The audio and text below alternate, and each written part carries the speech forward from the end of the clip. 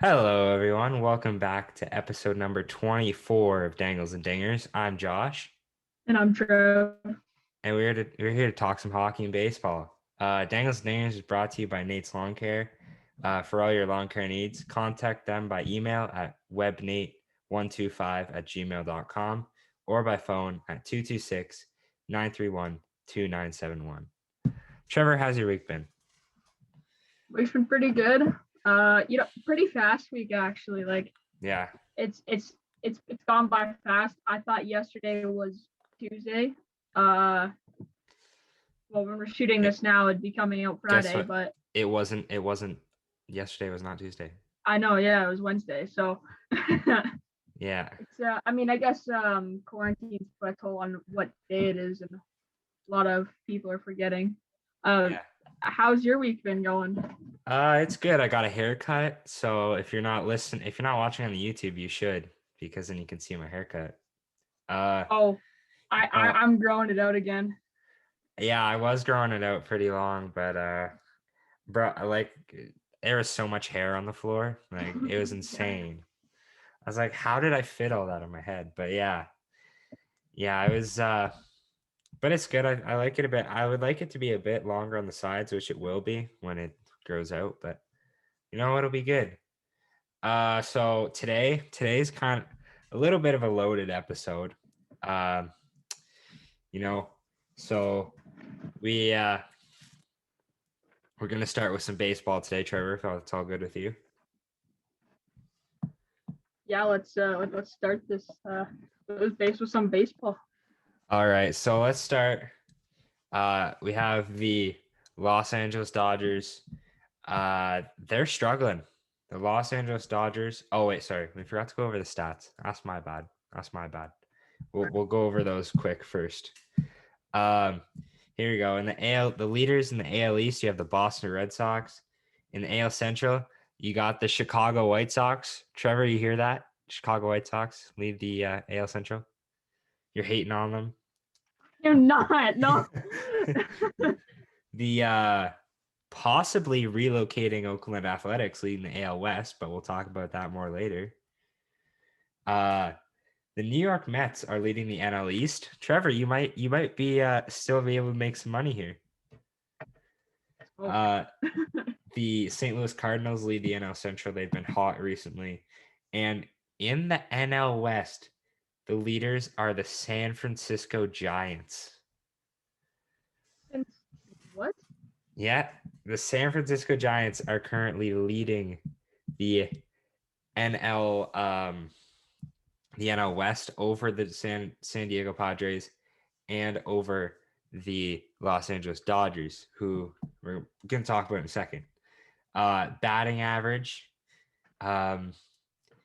leading in batting average, you got Yerman, the Yerminator Mercedes. Trevor loves his burger, Oh yeah, we have a whole episode on that. You also got Jesse Winkler, Mike Trout, Yordan Alvarez, and Xander Bogaerts there in the top five. For home runs, Ronald Acuna Jr. in first with 11. And then tied for second, you got JD Martinez, Shohei Ohtani, Jose Ramirez, and Mitch Haniger. RBIs, you got JD Martinez in first. Tied for second, you got Jesus Aguilar and Jose Abreu. And then tied for fourth, you have Rafael Devers and Yuli Gurriel. ERA, you got Jacob deGrom with a .68 ERA. Wow, That's insane. that's pretty good. In second, you got John Means with a 121 ERA. In third, you got Garrett Cole with a 137. In fourth is Brandon Woodruff with a 164. And in fifth is Trevor Rogers with a 190. Strikeouts, Shane Bieber with 85 leads the way. Second is Garrett Cole with 78. Third is Tyler Glasnow with 75. Fourth is Trevor Bauer with 67. And fifth is Jacob deGrom with 65. So now they got that out of the way.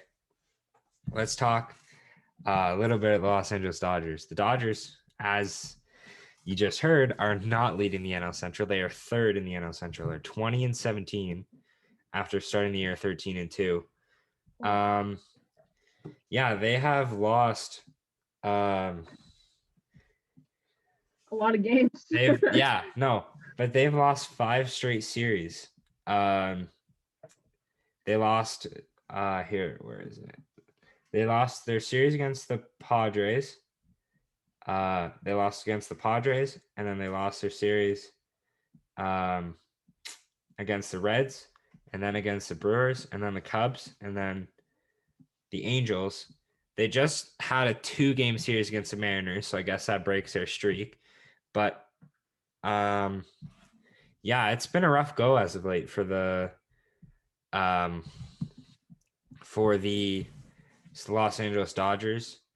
Trevor, what are your thoughts on the way things have kind of went for them in the last few weeks? They haven't had the brightest, start the first half of this. Well, not first half, first quarter of the season. Which every team goes through slumps. For that team, that's pretty. That's not the greatest. Coming off of 2 losses, and then like losing 15 to add on to that, that's crazy. At least they're winning some games, but not as much as they should. Yeah, they've been. I think they'll bounce back for sure. I mean, they're the best team in the league on paper. Obviously, that doesn't mean a whole lot, but they've gone through some injuries too. I think they'll bounce back for sure. Another team that, not down, but on the way up, the New York Yankees. I'm pretty sure last episode we were talking about how they were not playing well, and now they've won. They've won like 7 of 9. I put that stat down like 2 days ago, so they've probably won a couple more now or whatever. But still, they've bounced back, and they're second in the AL East. They're 1 game back of the Red Sox. Giancarlo Stanton's been leading the way for the Yankees. They're looking a lot better now. Stanton now has 9 home runs on the year with 24 RBIs, a slugging percentage of 543. So I mean the Yankees, they're back, I would say. Trevor, what are your thoughts on the Yankees so far? Yeah, they won't be in any more of our heavily defeated yet. We don't know about that, but they did bounce back pretty well. Lost our track, thank God. Blue Jays are finally above 500 again, so that's great. Yeah, they're kind of bouncing around that line. I think it's good for the Yankees just because showing how how people think how good their team is. Yeah, for sure. And then bouncing back like that's great. Just kind of sucks for our teams in that division, but you know what? Good for the Yankees. Yeah, for sure. Another team that's hot right now is the St. Louis Cardinals. They've won 7 of their last 3. Also, I wrote this stat down like 2 days ago, but 13 of their last 17. I mean, they're on fire right now. Jack Flaherty leads the league in wins, if I'm not mistaken. So they're looking real good right now. And another team that they're expected to win the NL Central. They lead the NL Central now. Trevor, what are your thoughts on the Cardinals and how they've been playing the last couple weeks? They've been doing great. I think I chose them as my number 1. Yeah. And for the league, go check that episode out, but not for the league, for the division. Anyways, they're proving that right now. They're only a couple wins over Milwaukee, but I think they can hold that for longer if they keep performing like they have been. Yeah. They are playing tomorrow. Won't change anything, but we'll have to see what happens with St. Louis. But I think they could hold that. For sure. Trevor, were you watching the Jays game? It was either yesterday or the day before. Were you watching them play the Braves the last couple days? I did not know. Okay, well, have you seen Marcell Ozuna's home run celebration? Nope. He stops at first base and pretends to take a selfie and then keeps going. Oh, okay. Yeah, I've seen that one. Bro, Yeah. I was like I've heard people talk about it, but I've never actually seen it. And then like he did it. I'm like, really? I don't know. I mean, like, I'm not concerned about it That's the that second much. time you did it this But I mean, this season, right? Yeah, but I think it's kind of a little extra. You know what I mean? A little bit much, yeah. A little bit much, but bat flips, they're all right. Yeah, but I mean that's a little bit much, but it's yeah. There was also against the Jays. That's probably a little biased, but still, yeah, it's still like if you do that to another team, it's not the most sportsmanlike. Yeah, it's a bit much, but whatever. One of the best stories of the week, Drew Robinson. He's playing in the Giants AAA system. He lost his left eye in a suicide attempt a couple years ago, and he's back playing in AAA, and he just hit his first home run of the season yesterday. So, I mean, a phenomenal story for that type of rebound, and I mean, just congratulations to him, and I hope all goes well for his career, and hopefully he can get to the bigs and play for the Giants. Trevor, yeah, that is pretty. That is a great story. I bet you in a couple of days, or even now, there's going to be a really good article about that. Yeah, for sure. When did that happen? Like the home run? Yesterday. Yesterday, yeah. So there'll probably be an article out soon about that. Yeah, for sure. Just hearing right now, that's pretty amazing. A great comeback for him. Yeah. And things can be serious, but yeah, just keep going, I mean, man. It's great. I hope that the Giants, they can call him up to the bigs and he can get a shot. But yeah, hopefully all goes well for him in AAA, and as I said, can come up to the show and get some time. Another player here, Mike Soroka. We love him here in Canada. He's a Canadian guy. But Mike Soroka is he's hurt again. And he's only 23, but this has kind of been the story of his career. I mean, he had a phenomenal rookie year. He was an all-star. And in that season, he 2.68 ERA.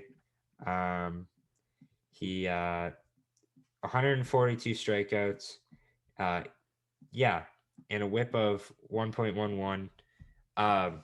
But Mike Soroka, last year he played 3 games. And this season, I don't even know if he's played any this year. So at this point, like Mike Soroka, and there's no timeline for a return. Mike Soroka is the Braves' ace when he's healthy, but if he's going to keep getting hurt like this, you have to kind of look at what type of implications this can have on the rest of his career. I hope that doesn't affect his career in that way, but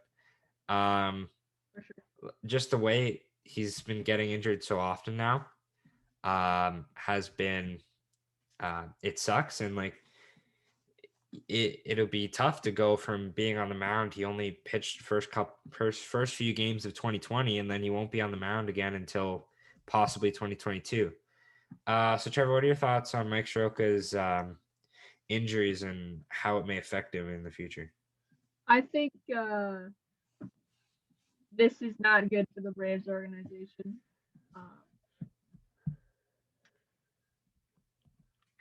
I don't even know what to say. Like, he is their ace. They lose him, like their pitching goes down by that much. Yeah, like they still have Max Fried and Ian Anderson and Charlie Morton, but I mean Mike Soroka. Mike Soroka is a huge boost to that rotation. He is their ace when he's healthy, and I don't know. Like, if you're gonna keep getting hurt like that, it's gonna have implications on your career.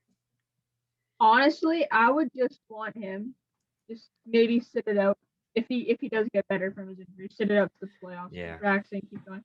Yeah, for sure. If they need him that, like, because he's either ace, if they need him that bad. Yeah.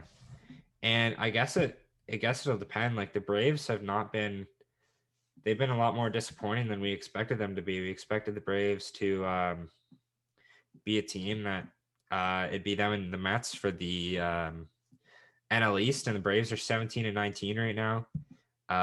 Soon to be 17-20. They're down 7-4 to the Jays right now at the top of the ninth. But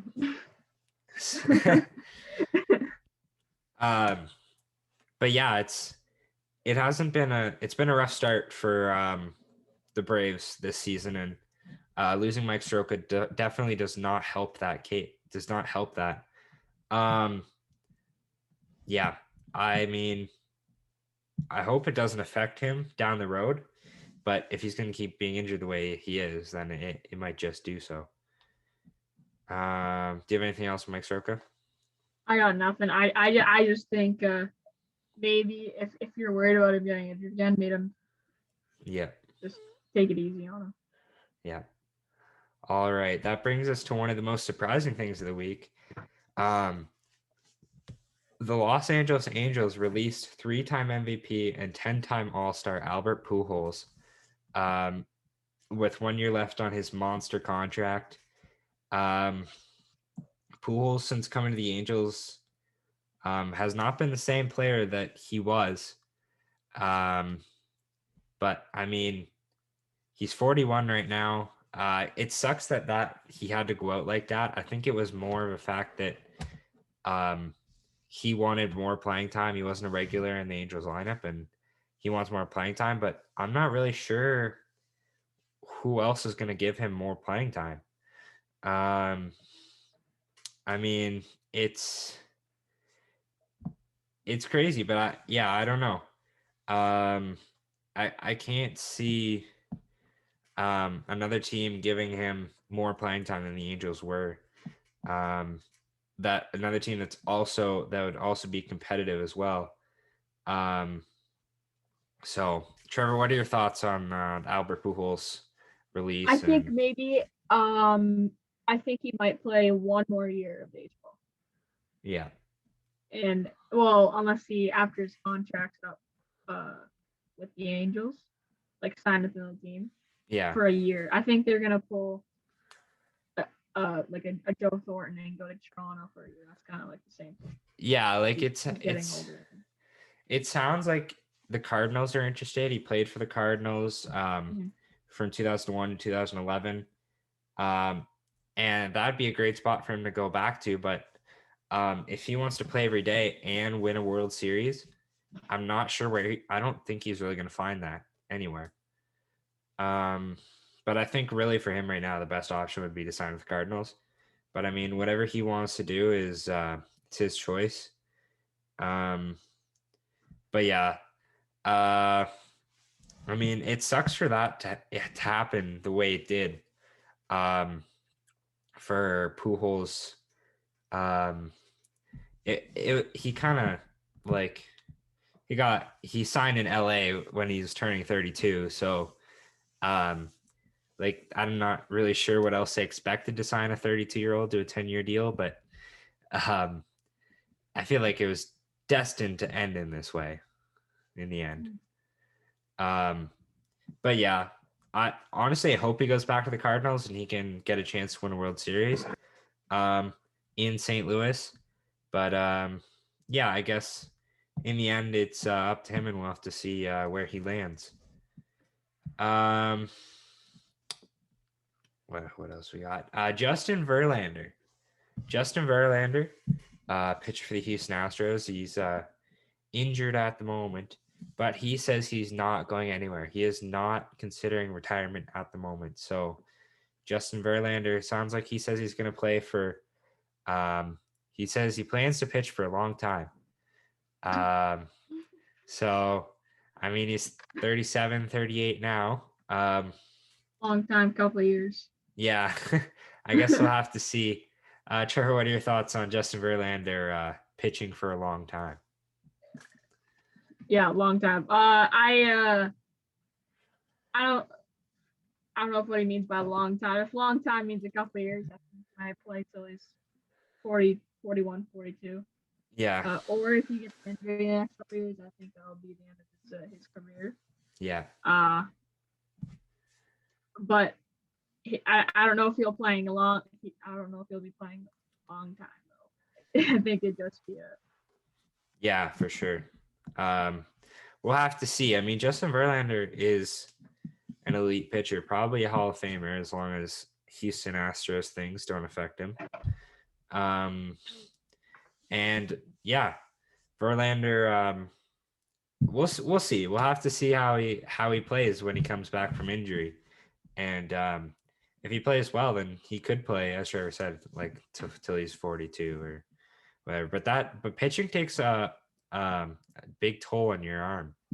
And, it does, especially obviously, I guess, but yeah. The one Blue Jays pitcher, forget what game he pitched, but he threw way too many sliders a couple nights ago, and I think he's injured right now. I have no idea who it is, but I remember seeing that on TV watching the one Blue Jays game. Like it puts a big toll on your arm. Yeah, it puts a lot of stress on your arm, and it's it's definitely something you got to watch out for. And so we'll have to see where everything goes with that. But we'll move on to probably the biggest news of the week. The Oakland Athletics, they are exploring relocation. So if I'm being honest, that I think Montreal. I think that this is a kind of just like a negotiating ploy by the Athletics because they've been trying to get a new stadium for years. So I guess they're just going to threaten to leave to try to get their new stadium, which is, I guess, the only way they can go now. But honestly, I don't see them moving. But Trevor, what are your thoughts? And maybe give a couple cities you think that they should move to if they were to move. I think they should go to Montreal. There's a lot of people, especially in Canada, wanting a second team. Yeah. And I think if the Athletics end up moving, I think they should go to Montreal or,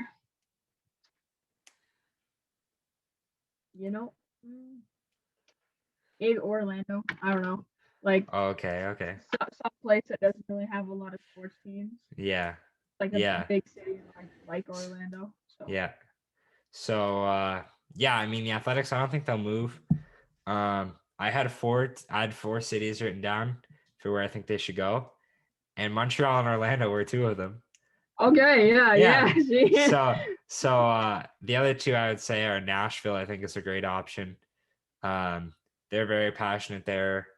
They already have two teams in the Predators and the Titans, and they have huge fan bases there. And then another city that's growing recently when it comes to the sports world is Las Vegas. It would fit right there. They'd be right in the West. It wouldn't be that far of a hike from Oakland. So that might be interesting. And like, as you can, like in Vegas, the Raiders and the Golden Knights have huge fan bases already. And they may just support a MLB team, but we'll have to see where that goes. Honestly, I don't think they'll move. Like, I think Oakland is the Athletics are such a storied franchise, and I don't think a team like that will move. They have a great fan base. I think it's just they want a new stadium, and sometimes you got to threaten to move if you want a new stadium. That's just the way it is. Just like they won't build one. Yours one that's already built. Yeah, exactly. Like the Calgary Flames and the Ottawa Senators have done that in the last 3 years. They've both threatened to move, and then they got new stadiums right away. So I wouldn't be surprised if that'll happen here. But yeah, Trevor, do you have anything else on the Athletics and a possible move? I got nothing really else. I kind of hope they move. No offense. Because you want them to go to Montreal. I want them to go to Montreal, but not saying that they'll be my favorite team. They'll be your second but favorite? I want to see the Expos back. Yeah, I don't know. Maybe they wouldn't even go with the Expos. Maybe they change their name. Who knows? Maybe, maybe I just put up the freaking Canadian team because one's not enough. But I feel like the Nationals would let them be the Expos. I feel like it's not a big deal. But yeah, so that brings us to Blue Jays review. The Blue Jays, since we last met, they've been playing the Braves very well. This season. They have been, yeah. For a team like that, oh yeah. Did we leave off on the Athletics series? I think. What was the last episode? Yeah. Okay. So since. Oh, it was the Athletics series. Last game of the Athletics series. Was it? Yeah. Okay. Yeah. But we would have recorded the day of the third game, which it wouldn't have been done yet. So since the last time we spoke, the Blue Jays are 5-2, with 2 wins against the Braves, 2 against the Athletics, 1 against the Astros. I mean, a good week for them. The Astros series was a little rough for the Blue Jays, but they've been playing the Braves well all year. The Athletics series turned around for sure. They were down 2-0 in that series, made it 2-2. So yeah, I mean, they've been playing quite well. One downside is Nate Pearson. He gets sent back down to AAA after one outing with the Jays. An outing where he pitched 2 and a third innings. He gave up 4 hits, 3 runs, no strikeouts, 5 walks. A rough start for Nate Pearson.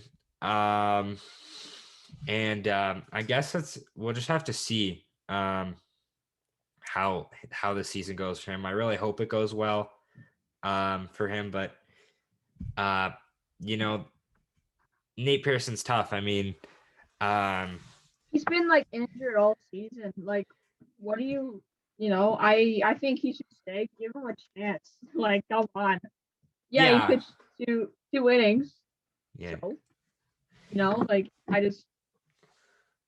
Yeah, I think no one expected him to be called up as early as he did, though, either. I think they expected for him to be like stay in Buffalo until the midsummer, and then come up at like the end of July or early August. But I think that's what the plan is going to be now for sure. It wasn't a great outing. Like, honestly, it wasn't. But Nate Pearson, he's supposed to be the future ace of our rotation. And I mean, we need him to be needs to be a big piece of our team if we're going to win that World Series. So, yeah. Hopefully Nate Pearson can go down to Buffalo, and we just need him to develop properly. I think that's what we're most worried about right now. What the Jays are most worried about is he needs to develop properly. I don't think right now, obviously you could use some starting pitching, but you don't want to cost Nate Pearson's career like in favor of him giving you like being a starting pitcher this season and maybe not even performing well if you're not developing him properly. Trevor, what's your thoughts on the whole Nate Pearson situation here? I am kind of disappointed in why the Jays made that decision. He is their future ace, like you said.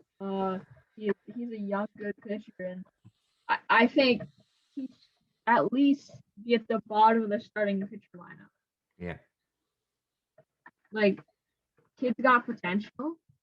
Give him that chance. Yeah.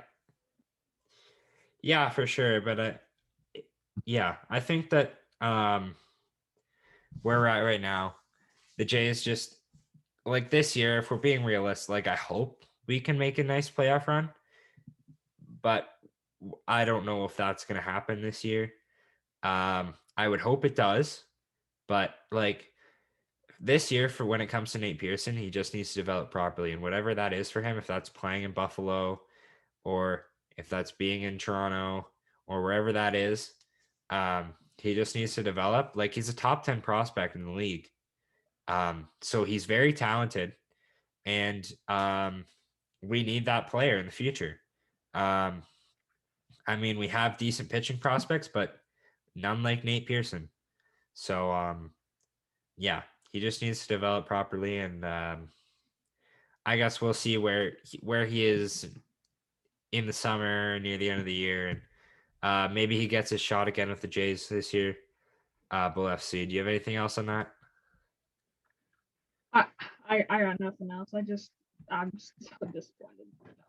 Trevor's disappointed. I'm disappointed in the Jays, and you let me down. All right. So, Trevor, you know what time it is. Who is your MVP of the week? I chose Marcus Semien. He was the first one I chose. He is hitting bombs this past couple days. He has 8 home runs now. Now the team leader. But I also will give a pitcher MVP, Robbie Ray. He's doing great right now. 39 strikeouts so far for the season, which is great for a pitcher. Yeah, I just think they're playing really good right now, and I think they can keep that up for the rest of the season. But who's your MVP or MVP? I would have to agree with you. I think Marcus Semien is a great pick. Marcus Semien's been, he was really good in his return to Oakland. He's been good. He's been getting homers. He's been playing well, good defensively. And another guy I guess you could throw in there for this week is, I literally just forgot what I was going to say.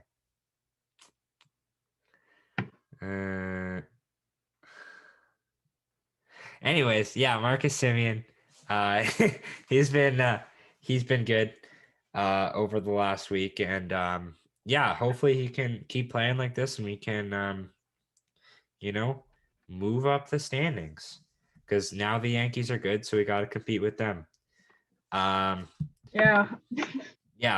So that brings us to the Pro Insider Report. Trevor, what do you got for us? Didn't get anything this week, which is good and bad because I love the segment, but didn't get anything. I wish I did, because I always wish I do, but yeah, nothing on the Pro Insider Report. Oh, okay. So, all right, nothing on the Pro Insider Report this week. So everyone in the YouTube comments, tell Trevor how disappointed you are in him, but we will move along. We're gonna go over some quick hockey topics first, and then we'll get into the playoff predictions. So first, it's been almost a week now. I think this wrapped up like the day we released our last episode, but Canada, we're the champions at the U18 tournament. Canada was phenomenal through the entire tournament. There was no doubt that they would win that tournament. Russia was also very dominant as well, and it was a great gold medal game. And the stars shined for Canada. Shane Wright, Connor Bedard, they were huge for Canada. Matvei Michkov of Russia wins MVP, as we've talked about, projected second overall pick in 2023. He had a phenomenal tournament. And for Canada, Benjamin Gaudreau, their goaltender, he's 2021 eligible. He was drafted, I believe, 6th overall by the Sarnia Sting in 2019.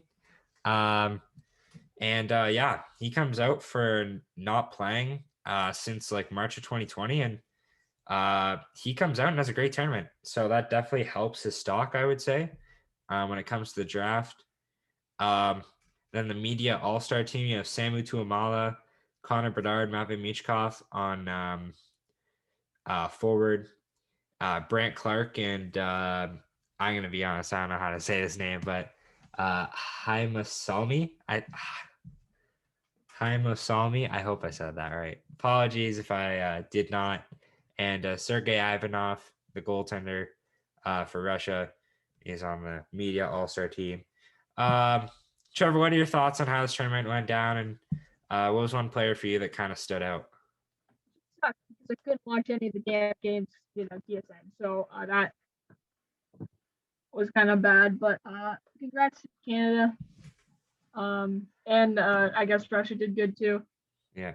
I didn't watch it, but I heard Shane Wright had a good tournament. So yeah, he was really good. To him. Yeah. He's good at hockey, man. he's okay. He's okay, Yeah. Matthew's better than him, like obviously. I bet. Yeah. Obviously. But yeah, this Team Canada was phenomenal. There's definitely a lot of players on that team that boosted their draft stock. And yeah, it was a great tournament to watch. And you get to see the future of the NHL in this tournament. So great to watch. Another thing that came out today was the World Championship rosters. The World Championship is going to get underway later on this month. And, the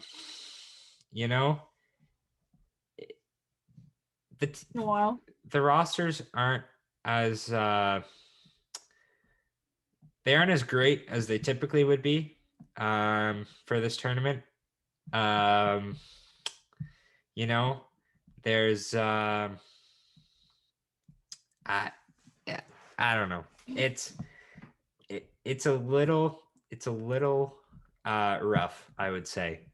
Like there's a lot of guys that turned it down because they didn't want, like, there's so many games this year packed into so little time, and it's like I could see why these guys aren't going to come to this tournament.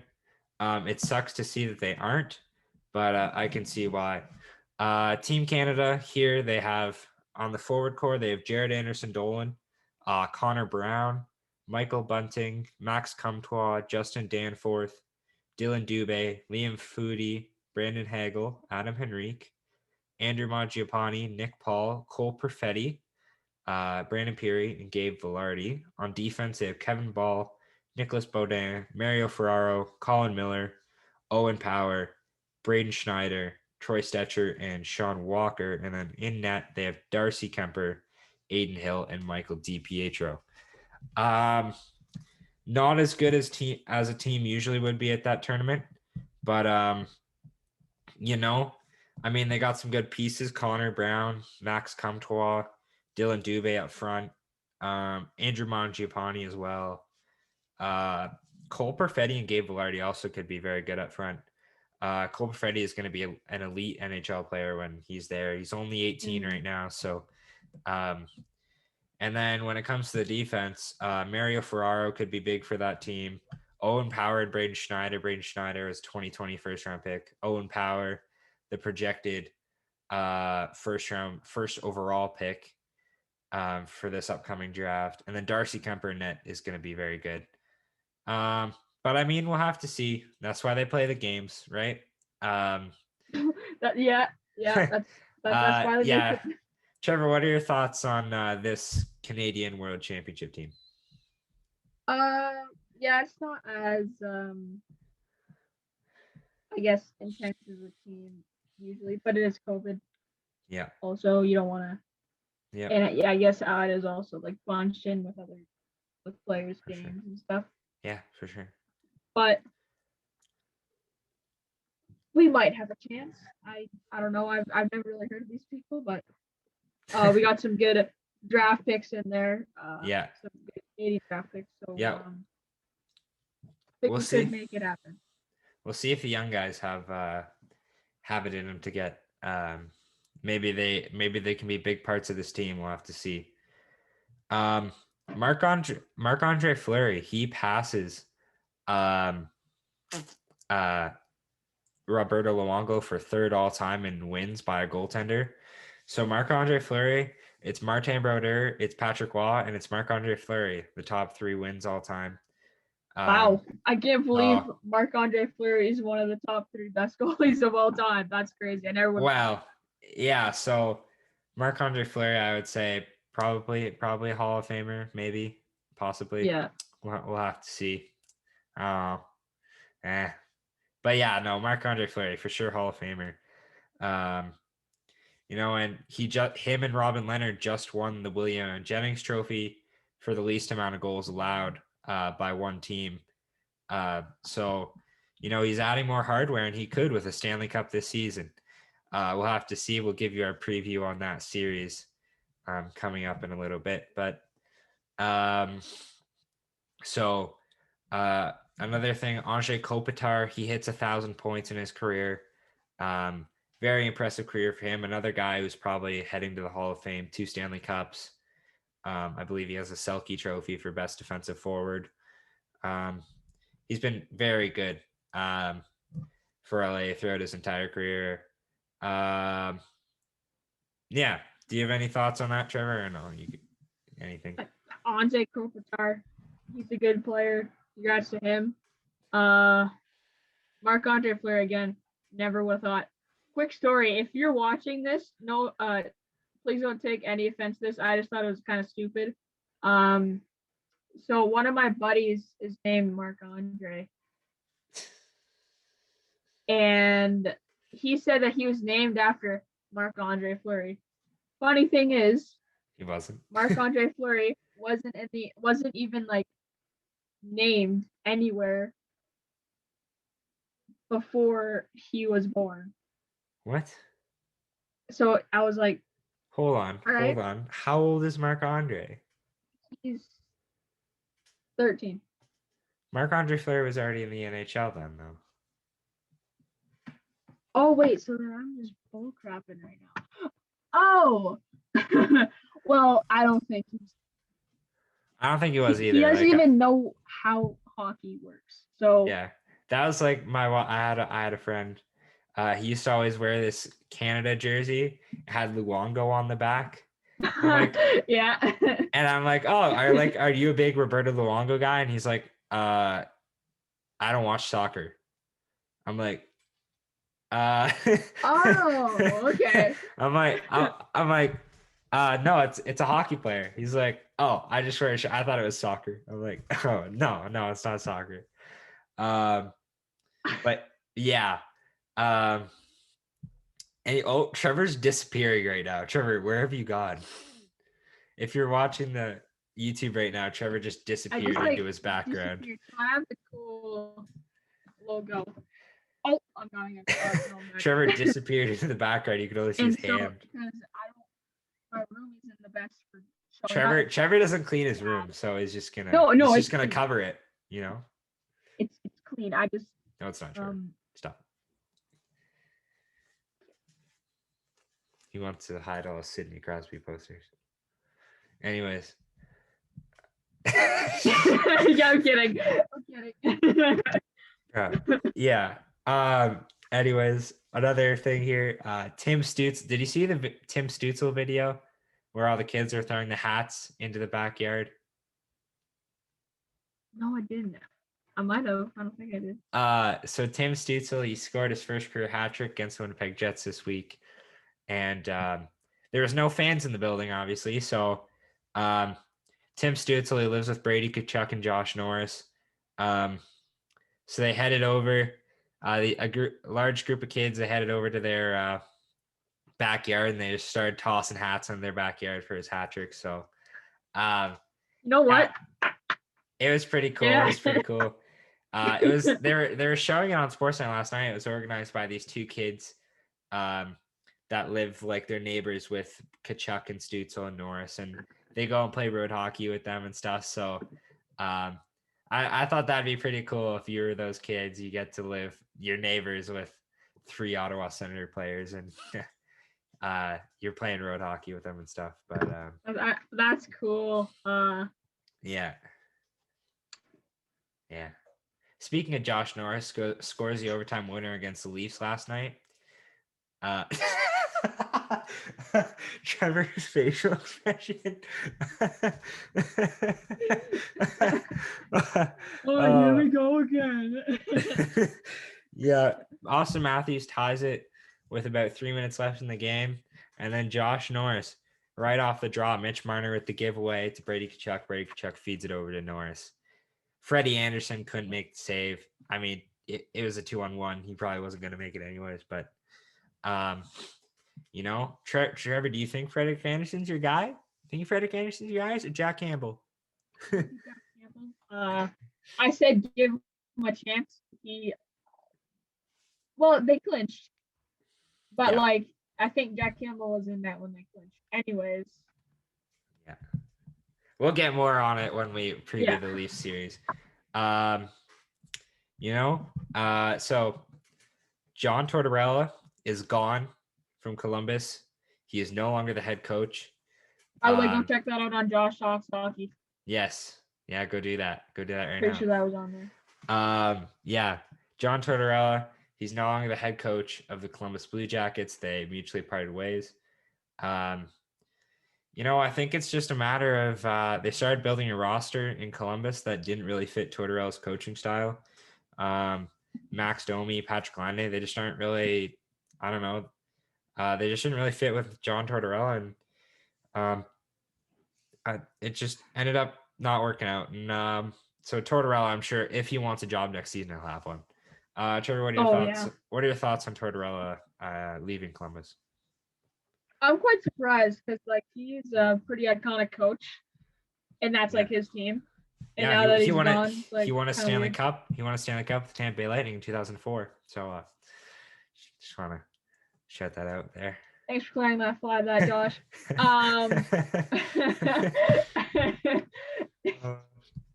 Going sorry for it. How do you know that stuff? Jeez, that was 2004. Holy crap. I don't know. I just do.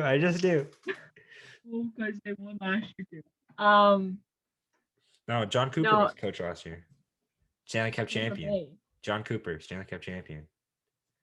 Head coach, Tampa Bay Lightning. Going back to back. We'll get to. I think they actually could do it. I think they could. We'll get to that later, but. Yeah.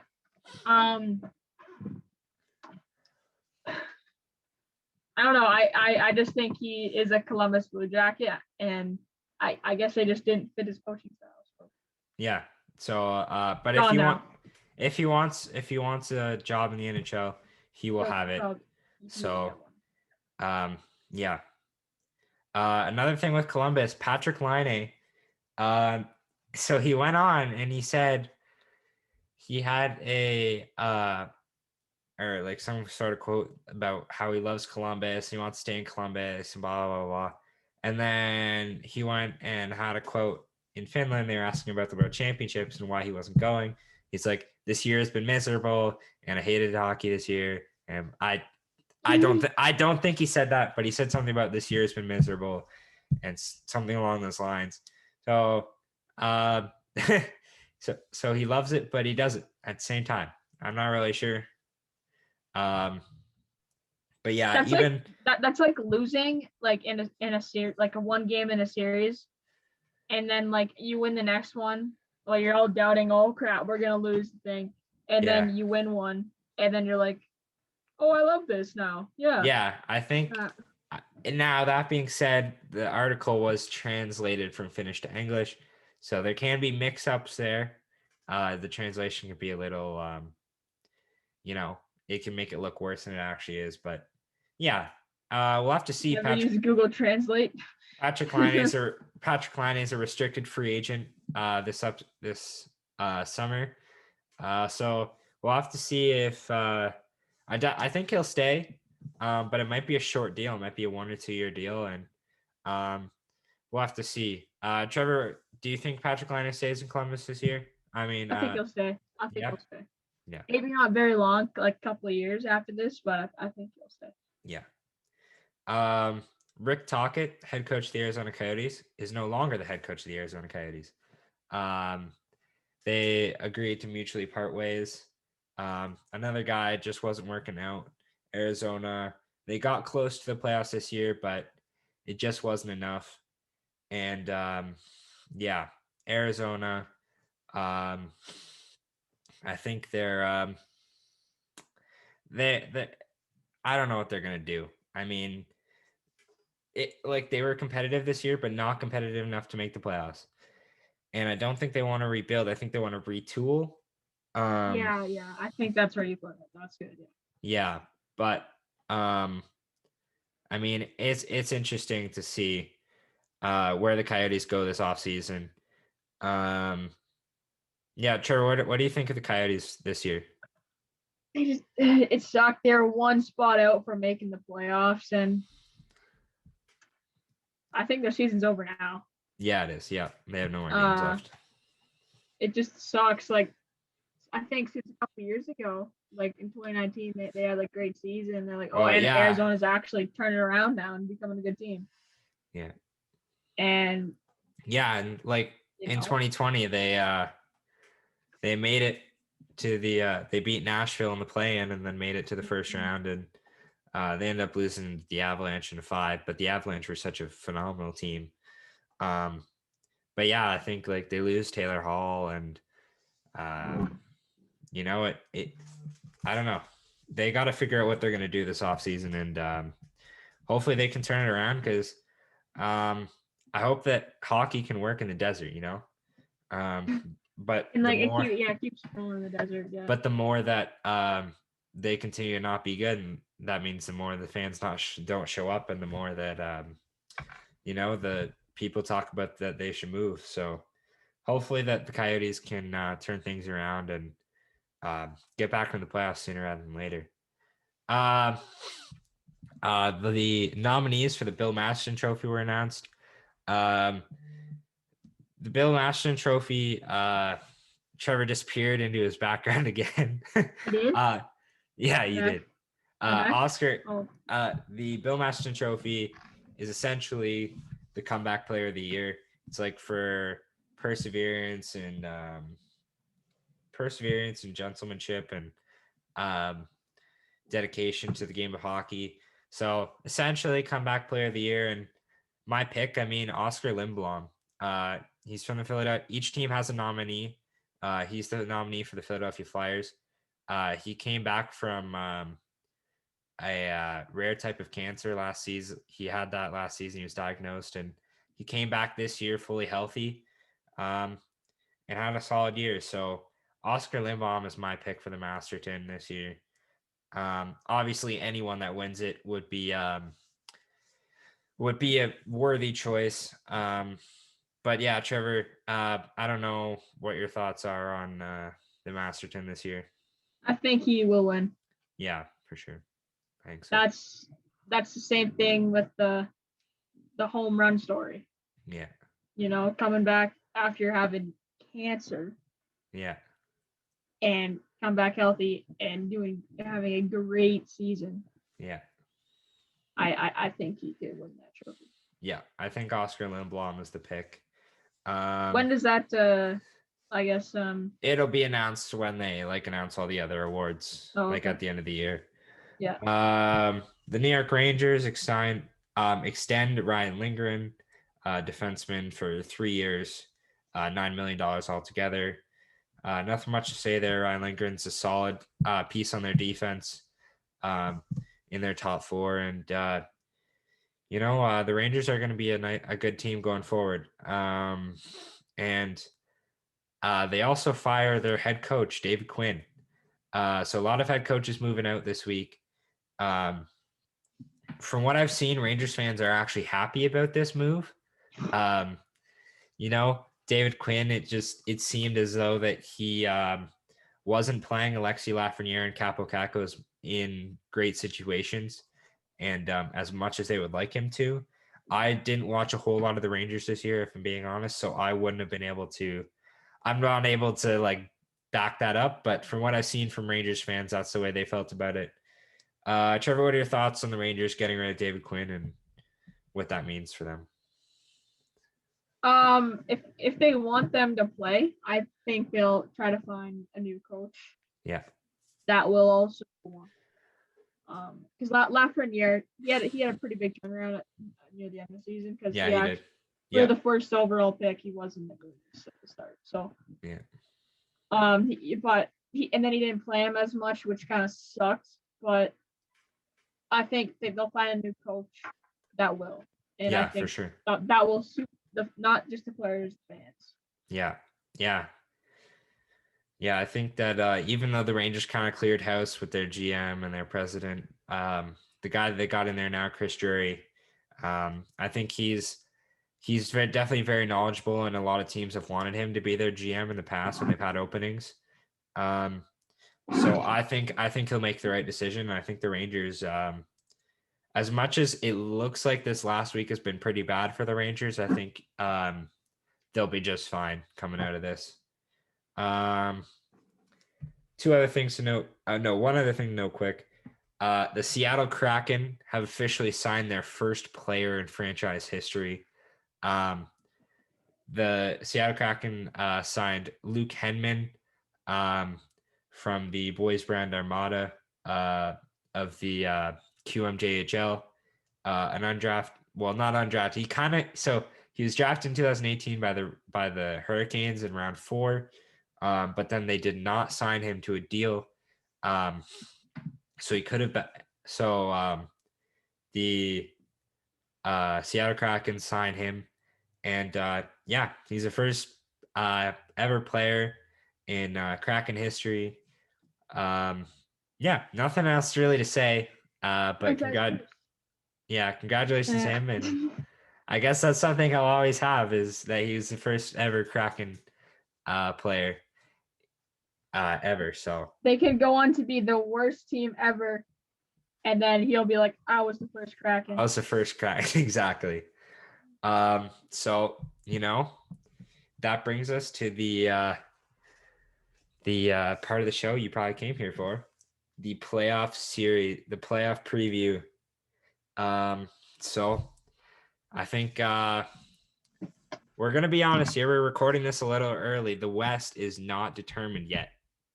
If the Avalanche win tonight, they will play the Blues, and the Golden Knights will play the Wild. But if the Avalanche lose tonight, the Golden Knights will play the Blues, and the Avalanche will play the Wild. The Avalanche beat the Kings 6-0 last night, and they play the Kings again tonight. So we don't know what's going to happen there, but we're actually just going to go forward and say the Avalanche win tonight. I don't know if that's the right move, but maybe that's what we'll do. Maybe we'll preview both. Who knows? But anyways, we'll start in the Central. The number 1 seed. One quick thing before we start. Yeah. So I was listening to a thing on their predictions. Yeah. They had Toronto beating Tampa Bay. I'm like, oh, isn't it like the? Wait, what do you mean? Like for this year's predictions, they had Toronto beating Tampa Bay and then winning the cup. I don't really agree with that. Anyways, we'll get into it. We're gonna preview these series here, kind of give you our predictions on what we think is gonna happen in the series. So we're gonna start in the Central Division. Those are the first matchups locked up. The number 1 seed Carolina Hurricanes versus the number 4 seed Nashville Predators. The Hurricanes, they were they beat up on the Predators. Not beat up on the Predators this year, but they definitely, I think, won the season series against them this season. The Hurricanes, they're one of the top teams in the league this year. And, they, I think the Hurricanes are the favorite, obviously. They're just a better team all around, in my opinion. But yeah, I guess we can start with Carolina. When you look at Carolina, they're just stacked up front. They got Sebastian Aho, Andrei Svechnikov, Martin Necas, Teuvo Teravainen. On defense, Dougie Hamilton, Jacob Slavin, Brett Pesce, and in net they got Peter Mrazek and Alex Nedeljkovic and Jake Reimer as their third guy. Yeah, Trevor, who do you? So here's one thing we're gonna do. Who do you think? Okay, I don't know what I was about to say, but who do you think is gonna be like a big player for Carolina in this series? Who do you think is gonna be their best player for them in this series? I don't know. That's a good question. Maybe Sebastian Aho. Yeah. Because he had a great regular season. Maybe he can pull it off. And he was really good in the playoffs last year too for Carolina. Yeah. So against the Rangers. So we'll have to see, but I think Sebastian Aho will. Yeah. For me, honestly, I think it could be one of their goaltenders, Peter Mrazek, Nedeljkovic, whoever gets those starts. I think they could be a huge part of Carolina's team going forward. And I think that being said, though, I think another guy who could be a big piece up front is I think Teuvo Teravainen could be really a big piece for the Hurricanes. He is only, I think he's 27, maybe? I don't know. 27, 26, even 25, but he's been there before. He won the cup with the Blackhawks in his rookie year in 2015, and he's one of the leaders for Carolina, and he could be a big part. And also Jordan Staal, their captain. He's been there. He's their captain. He won with the 2009 Penguins. Two guys that have been there and won the Stanley Cup could be huge pieces for Carolina. When it comes to the Nashville side, Nashville, they start off the year not so great. And then all of a sudden they went on a real long winning streak, and they kind of bounced back, and they're in the playoffs now. They are as the 4 seed. They've had they're really solid on defense and in goal. UC Saros and Pekka Rinne as their goaltenders. UC Saros is definitely a Vezina candidate this year. And then up front, they got Philip Forsberg, Matt Duchene, Ryan Johansson, Eli Tolvanen. They've been all big forwards for that team this year. Michael Granlund, Victor Arvidsson. And then on defense, I mean, the team leader in scoring, Roman Josi, defending Norris Trophy winner. He's gonna have to be huge for them. Matthias Ekholm. Also on the back end, Dante Fabro and Ryan Ellis. Guys that are gonna have to be key players for this team if they want any shot at upsetting the Hurricanes. Trevor, who do you think is the key player for the Predators in this upcoming series? The Predators, is that it? Yeah, Predators. Yeah. Maybe Roman Josi. I don't know. Yeah. I got no idea. I don't think they'll go past the first round, judging how hot Carolina's been. But yeah.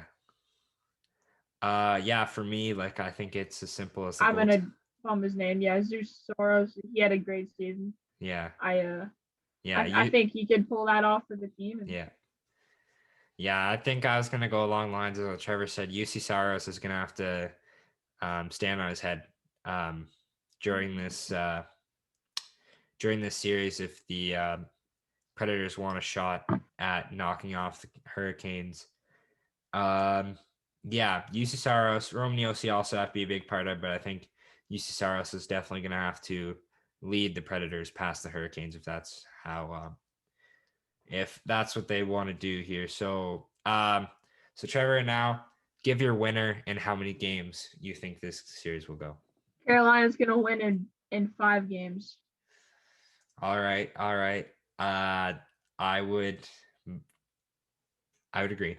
The Hurricanes, I think, will win in 5 games, possibly 6, but yeah, 5 games. Carolina in 5 is a good prediction. Next up, the next series in the Central, the 2 seed Florida Panthers versus the 3 seed Tampa Bay Lightning. It's a big series. I think this is going to be one of the more exciting series to watch. Not even biased towards, not like all bias aside. I think this series is going to be very exciting to watch. Battle of Tampa Bay. I mean, oh my God. The Battle of Florida. Battle of Florida. Thank you. Yeah, I can't believe I just said that. The first time ever these two teams are facing off in the playoffs. It's like the first time, almost the first time these teams have been good at the same time. So yeah, I think. I mean, Florida, they've got their stars. They've got Jonathan Huberdeau, Alexander Barkov. Sam Bennett came over from Calgary and has been dominant for them. Broke Pavel Bure's record for most points in their first 10 games with the Florida Panthers. And yeah, Carter Verhaeghe's been a nice surprise for them as well. And on the back end, Keith Yandel and Mackenzie Weegar have been leading the way with Aaron Ekblad's injury. In net, I think they're probably going to go with Chris Driedger in this game. I don't know, maybe Sergei Bobrovsky, but my guess would be they have to go with Driedger. Trevor, yeah. Who's your key player for the Panthers in this series? I think Chris Driedger. Yeah. I think he will, or and I guess for offensive, position, I would probably do Alexander Barkov. Yeah, for sure. I would have to agree. Yeah, Alexander Barkov is probably he's their best player, and he's gonna have to be big for them if they want to get it done over the defending champions. Of course, yes. I also like Sam Bennett. I'm a huge Sam Bennett fan. I hope he does well, but just not good enough to beat Tampa Bay. But anyways, looking at the Tampa Bay side, Tampa Bay kind of struggled at the end of the year. They didn't look too good down the stretch there, but they were without Stamkos, without Point, without Bennett, without Hedman. I don't know how I mix those two up, but Hedman and Stamkos and Kucherov, they're all going to be back. Hedman said that Hedman's going to have to get surgery once the playoffs are done. And that may put a target on him, if I'm being honest. Like, Victor Hedman may have a target on his back because they know he's hurt. But I mean, Tampa's been led this year by, Point, Stamkos, Palat, Victor Hedman. Mikhail Sergachev's been good. Anthony Cirelli, he's great defensively. Usually comes and he came around playoff time last year. But the story for Tampa is Andrei Vasilevsky. Andrei Vasilevsky, in my opinion, he should win the Vezina. All bias aside, once again, he should win the Vezina trophy. And he's been phenomenal for the Tampa Bay Lightning this season. And I think that he's going to continue playing the way he is. And hopefully Stamkos and Kucherov coming back, they can get the rust off real quick and maybe not be rusty at all, come out and be the MVP caliber players they are. In my opinion, I think they're the best two players on the team. Yeah. And Vasilevsky's probably their god. Yeah. So who is Vasilevsky your key player of the series then? Oh yeah, 100%. Yeah. For me, honestly, Vasilevsky's up there, but Nikita Kucherov, I think. If Kucherov doesn't show up, the Lightning are not going to win this series. That's the way it is. The Lightning have no shot if Kucherov doesn't show up. I mean, maybe they could beat the Panthers if Stamkos shows up and Point, but if you're not going to get, like, if Kucherov isn't going to play the way he can, then I can't see it.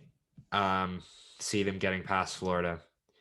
Trevor, who is your who do you think is going to win and in how many games? I think Tampa Bay will take it, but I think they'll take it in 7 games. So again, I have the same prediction as Trevor. Tampa Bay in 7 games. Two things that worry me about that prediction. One is that this is if Kucherov and Stamkos come back and be like the way they can. If they can play the way they can, I think they'll win in 6 or 7. But if they don't, like if they're rusty to start off, I think Florida's gonna get past Tampa definitely. But that's a good point. Yeah, Tampa and 7 for me. Another thing that worries me about that is I don't think I've ever seen Tampa Bay win a game 7 in my life. So that also plays into it a little bit. Me. That I've lost our team's lost every game. I'm not sure I've ever seen them win a game 7. It helped us last year. We didn't have to play a game 7 last year. So but yeah, we'll have to see. But yeah, Lightning and 7 for both of us again.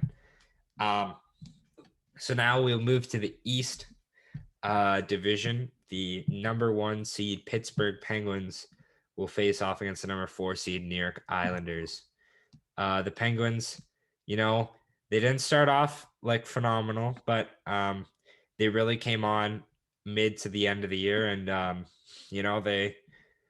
they're the top team in the East, obviously, number 1 seed, and led by Sidney Crosby and Jake Gensel, and Chris Letang has a good year too. Brian Rust, Jeff Carter's been great since he came over at the deadline, and Evgeny Malkin is back from injury and healthy. So, this is the Penguins are good this year for sure. Trevor, who's your key player for Pittsburgh in this series? I think Chris Letang. He's been racking up. He has a great plus minus right now, and he's been racking up some good key. I guess he's been a really good playmaker for the Penguins. I think if he does that in the playoffs, they'll start rack some points on that scoreboard and help them win a couple of games. Yeah. For me, I think it's it's the obvious. It's kind of an obvious pick, but Sidney Crosby. If I knew it. if Crosby can perform, if Crosby plays the way he can, the Islanders are gonna have some real trouble.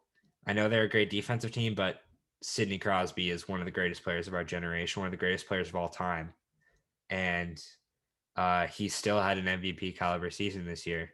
If it weren't for Connor McDavid, so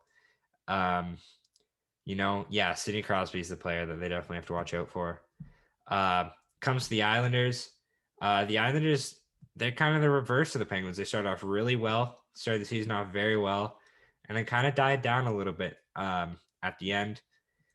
Semyon Varlamov in net for the Islanders.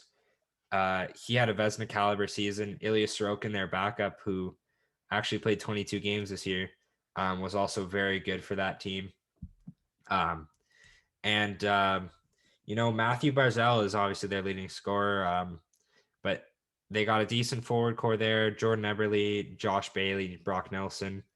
But their game is defense. Nick Leddy, Ryan Pulak, Adam Pelech, Noah Dobson, Andy Green. That defense is going to play a big role. So Trevor, who's your key player for the Panthers, the Islanders in this series? I think Brock Nelson. Yeah. He's done all right. I don't think he's had the greatest season, but I think he can pull through in the playoffs and help them win a couple games.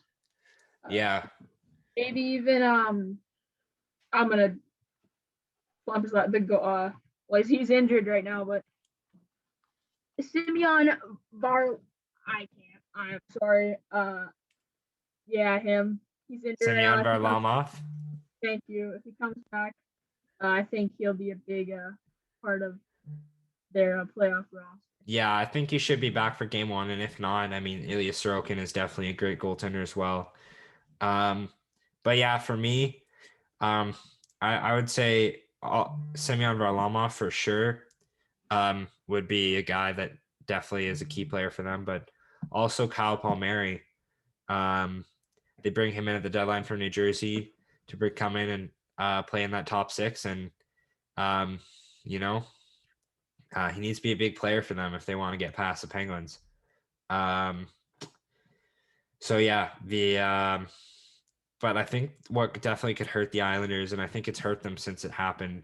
Anders Lee, their captain, probably their second best forward behind Barzal, out for the year. So that definitely hurts the Islanders, but they're still a good team despite that.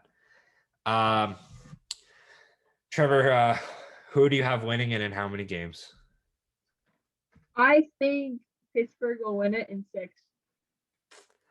All right. So for the first time, our predictions will differ. I think the New York Islanders will take this series, and I think they'll do it in 7 games. 7 games. All right. I'm actually worried about the Penguins this year, if I'm being honest, but the Islanders are a good team too, and I think maybe if they get it going, they can pull off the upset. Trevor will probably be right in his prediction, not mine, but gotta take a chance. Going for it, man. Yeah.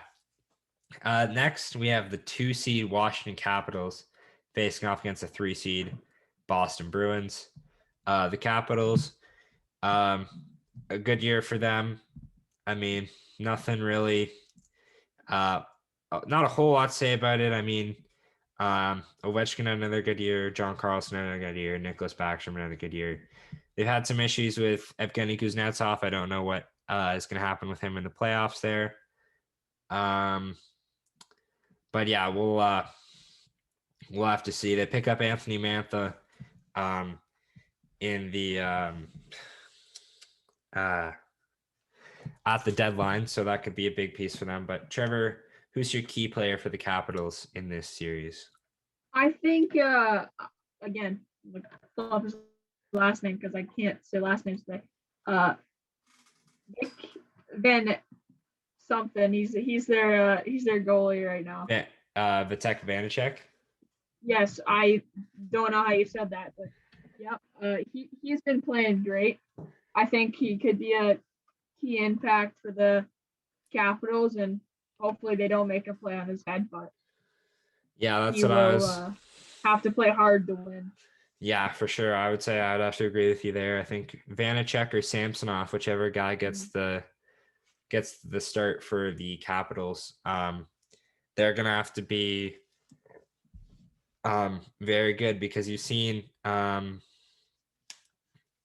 Bruins have been very hot since the trade deadline. Taylor Hall has returned to a star status. So I think that the goalies are definitely going to have to perform for the Capitals if they want to win this series. When it comes to the Bruins, they started off a little not so great, but they've gotten better for sure, and they're here in the 3 seed. Marchand has another great year. Bergeron has a good year. Pasternak, a good year. Taylor Hall, he comes over and starts playing phenomenal. Charlie McAvoy's in the Norris conversation. Just good things going on in Boston. And, it sounds like Tuukka Rask is going to be the guy in net with Jeremy Swayman as the backup. Trevor, who is your key player for the Boston Bruins? As much as I had to say, Brad Marchand. Yeah. He's had a pretty good season this year. 29 goals, 40 assists.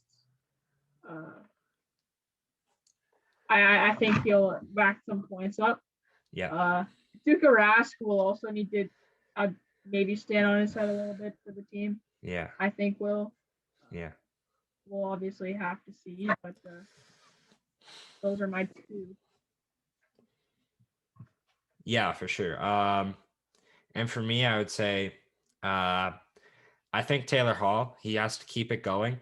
Kind of how he's been playing very well so far, and he needs to keep that going. and if they want to beat the Capitals. And Charlie McAvoy, he's been the best. He's their best defenseman by far, and he's definitely been phenomenal this season. Probably top 5 in the Norris conversation. So McAvoy, a huge part of the team, needs to perform if they would like to win this series. Trevor, who is going to win the series and in how many games? I think the Capitals will win the series in 6 games. All right, so I think the series will end in 6 games as well, but I think the Boston Bruins will take this series. It would be hilarious if the Bruins play the Leafs in the Final Four. Oh man, I would like to see that. I mean, no one else. I would not. no one else in my family would like to see that, but it would be cool. Anyways, we'll move on to the North. Kind of what Trevor's excited for here. The number 1 seed Toronto Maple Leafs facing off against the number 4 seed Montreal Canadiens. Yeah, Toronto, they've been dominant all season. Right from the get-go. They have been the best team in the North, and they never look back. They've had really great seasons from Austin Matthews, Mitch Marner, John Tavares has been great too. William Nylander's been good. Morgan Riley, Zach Hyman, and Zach Hyman's been good. And Jason Spezza has been. He had 30 points in 53 games. I would say on a 4th line, that's phenomenal.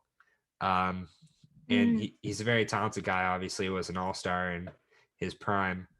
But yeah, Trevor, who's your? Oh, sorry. Also, Jack Campbell, phenomenal for the Leafs as well this season. Trevor, who's your key player for the Toronto Maple Leafs? If he does end up playing playoffs, which I think he will, Jack Campbell. Yeah. He really came in clutch and ready this season when Toronto needed him to, which was great. He won 11 straight as soon as he started as a team, right? I think. Yeah.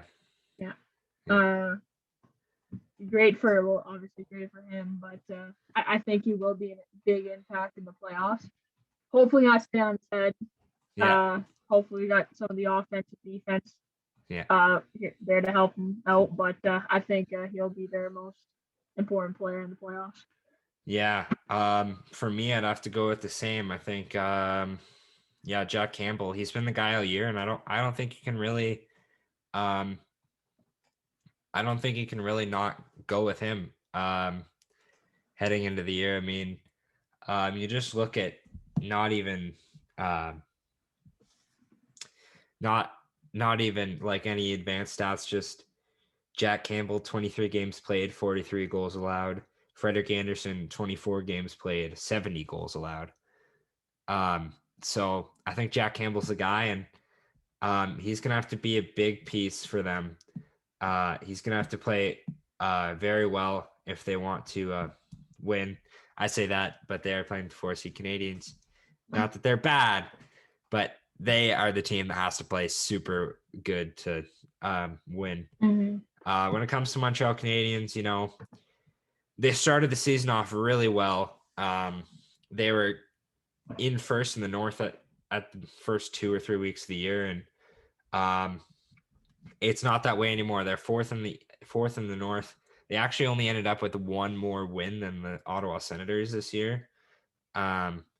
So the Canadiens, they had a rough end of the year, but they had some bright spots too. Tyler Toffoli comes over from Vancouver, and he has a great year, 28 goals. Jeff Petrie has a good year, Norris caliber season. Nick Suzuki has a great sophomore season too. I mean, yeah, they've had a good year so far.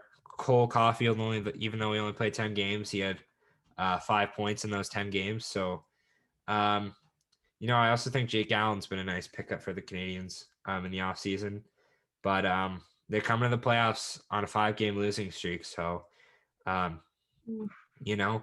not what you like to see. But Yeah, Trevor, who's your key player for the Canadians in the series? I think Tyler Toffoli. Yeah. I think he'll be their key player. Gary Price will have to stand on his head for a little bit, but I think Tyler Toffoli will end up, I guess, being their team's player in the playoffs. But yeah. I mean, for me, it has to be Gary Price. There is no way in my opinion, they have to get like 2015 Carey Price or 2020 bubble Carey Price if they want a shot at winning against against Toronto Maple Leafs. Yeah. I think there's no way they do it if they don't have MVP Carey Price. He's the best player. Like, he's the biggest player for their team, and I think that's they need him if they want to advance past round one. Trevor, who's gonna win and in how many games? Toronto's gonna win, and I think they're gonna win in 5 games. So my prediction is the same. The Toronto Maple Leafs, I think they will win in 5 games. They've just been the better team all year, and even in their matchups, I think the Canadians are 2-6-2 against the Leafs this year. So, not great. Only winning 2 out of 10. Yeah, and then that brings us to the second seed Edmonton Oilers versus the third seed Winnipeg Jets.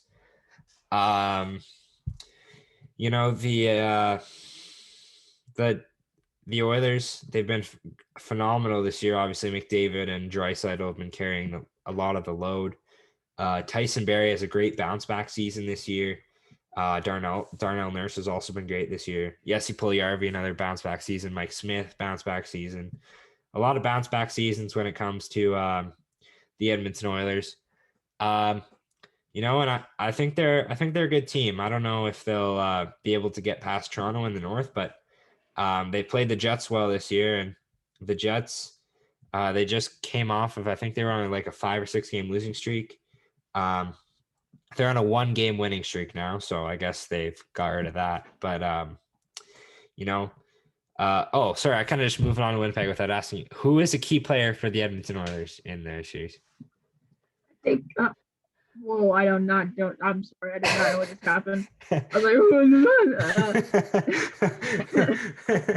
like, I think Connor McDavid and Leon Draisaitl would probably be the 2 key players. If they did what they did in the regular season and they pull that off in the playoffs, they're going to be dangerous to their upcoming playoffs. They are, for sure, yeah.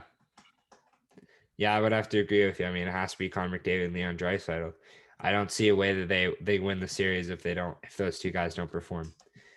And then Winnipeg, as I said, had a rough end of the year, but Mark Scheifele had a great year. Kyle Connor had a good year. Nikolai Ehlers had a great year before he got hurt, but Ehlers will be back for game 1 of the playoffs. Blake Wheeler had a solid year too. Pierre-Luc Dubois was kind of disappointing in what they got from him this year. But I think maybe he can bounce back next season, maybe in the playoffs. And Connor Hellebuyck was fantastic as always for the Jets. So Trevor, who's your key player for the Jets in this series? I think this one kind of could go between a couple different players. Like, I think Kyle Connor could do it, could be their best player. I think Connor Hellebuyck could be the best player in Mark Scheifele. Yeah. Like, they've all had great seasons, and I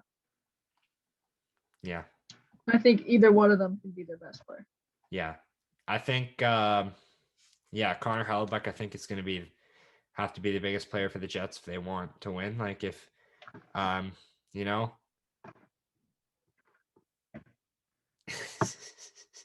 Guess was that your sister? Yes. Anyone watching on the YouTube thing? You gotta watch on the YouTube if you want to find out. We're not even gonna tell anyone what just happened. You gotta watch on the YouTube to find out. But yeah, I think Connor Hellebuyck is the biggest part for the Winnipeg Jets. And I think it would definitely help them if Pierre-Luc Dubois could bounce back this season. And for the playoffs, if he could play the way he did for Columbus in the playoffs last year, that would definitely be much appreciated by the Jets. Trevor, who's going to win and in how many games? I think Edmonton's gonna win and sweep it.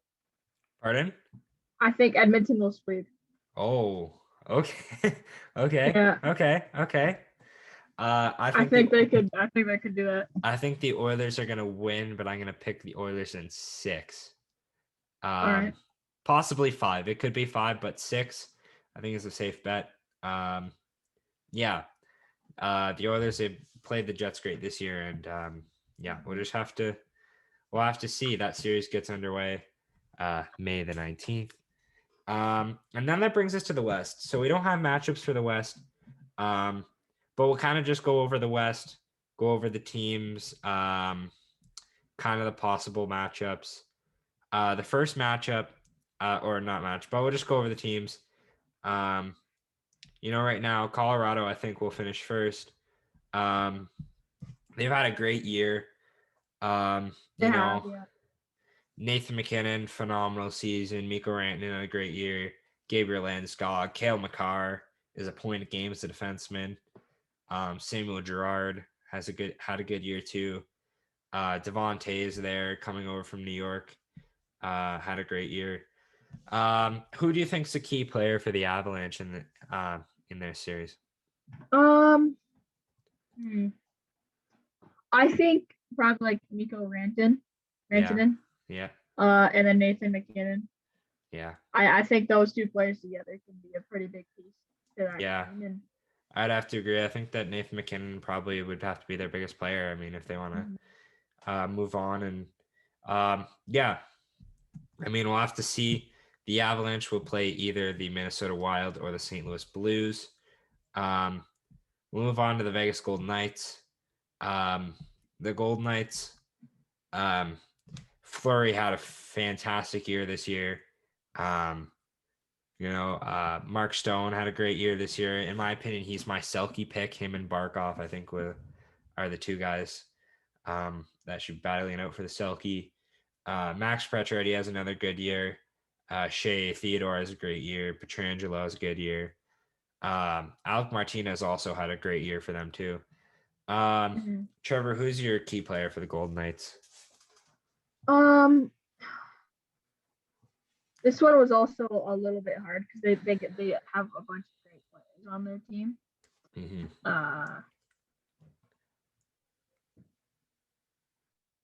I think Marc-Andre Fleury might stand on his head. Maybe a little bit. Mark Stone is a great player. I think he'll come up in the offense and even defense. Kind of side of their series, and I think Marc-Andre Fleury would have to be their most player. I will be back. I'm gonna go see what I won't spoil it if you come watch it on YouTube, but what Trevor will be back in a minute. All right. So we'll go just over the Wild here quick.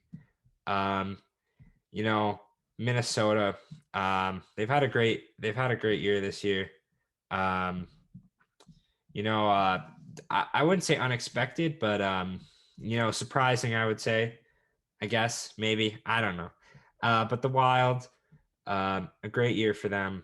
Kaapo Kähkönen was great as a rookie this year. Kirill Kaprizov, also phenomenal as a rookie. Should win the Calder, in my opinion. Kevin Fiala has another great year for them. Matt Zuccarello has a bounce back year. Joel Eriksson Ek is come in as an underrated player for the Wild. I think Jared Spurgeon has a good year, their new captain. In my opinion, I think the big player for Minnesota in whoever they got, whether it's Vegas or Colorado, I think it's going to be Cam Talbot and Kaapo Kähkönen, whichever one starts. I think is going to be their biggest player. They need to get some goaltending if they're going to make it past either Colorado or Vegas, who have high-powered offenses and great defenses as well. Trevor, who is your key player for the Minnesota Wild? For the Minnesota Wild? Yeah. Sorry, I friggin' ran. He was in the basement. I think Cam Talbot. Yeah. I think he might have to stand on his head. They didn't have the greatest offensive year this year. Yeah. But I think Cam Talbot might have to stand on his head a little bit and yeah, for sure. prove that he'll hold his team there. For sure. And then the 4 seed in the West Division is the St. Louis Blues. They start off decent and then kind of took a dip, and then near the end of the year kind of came back a bit and beat the Coyotes out for that 4 spot. A great year from David Perron and Ryan O'Reilly. They've been great this season. Braden Schenz had a solid year. Jordan Kyrou had a great rookie year this year. I don't know. He might not even be classified as rookie this year. I'm not sure. But regardless, Kyrou had a great year. Justin Falk had a nice bounce back year this year. So yeah, Binnington had a decent year this year too. Sure, who's your key player for the Blues?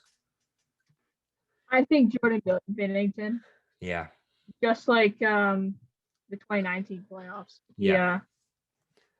For sure. He performed really well in the playoffs. I think he can do that again this year in the playoffs.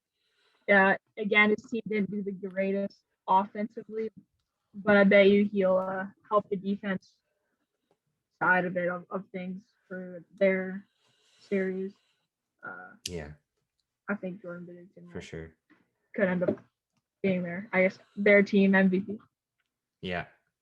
And for me, I think it's Ryan O'Reilly. He has to be big for the Blues, their captain. He won the Conn Smythe in 2019 for playoff MVP.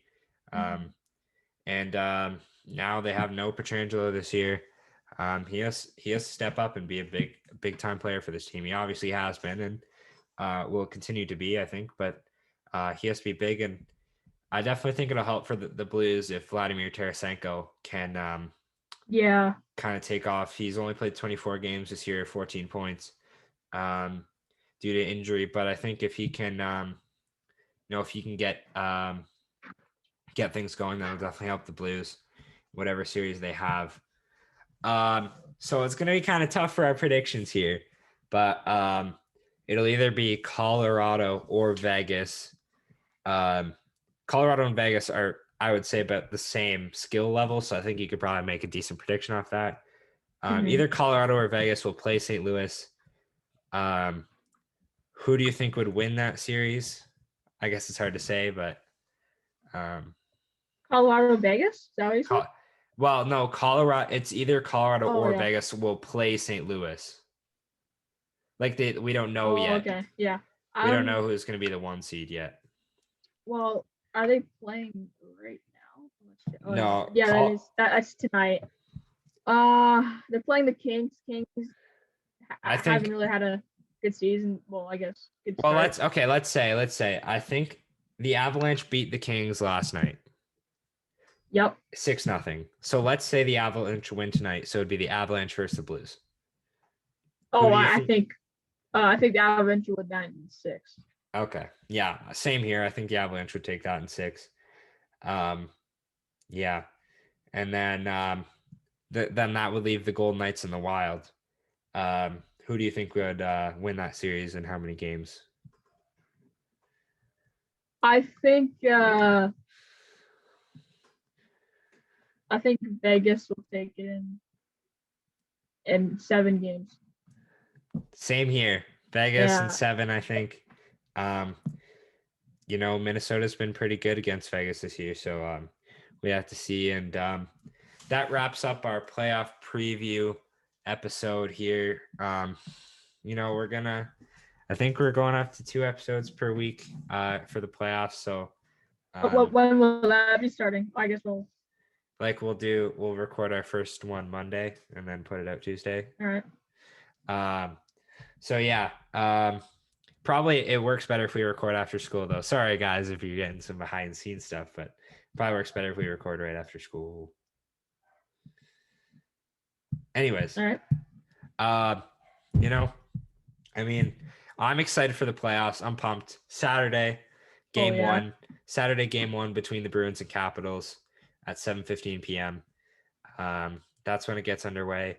And then a full day Sunday, Penguins Islanders at 12. And then, Penguins Islanders at 12.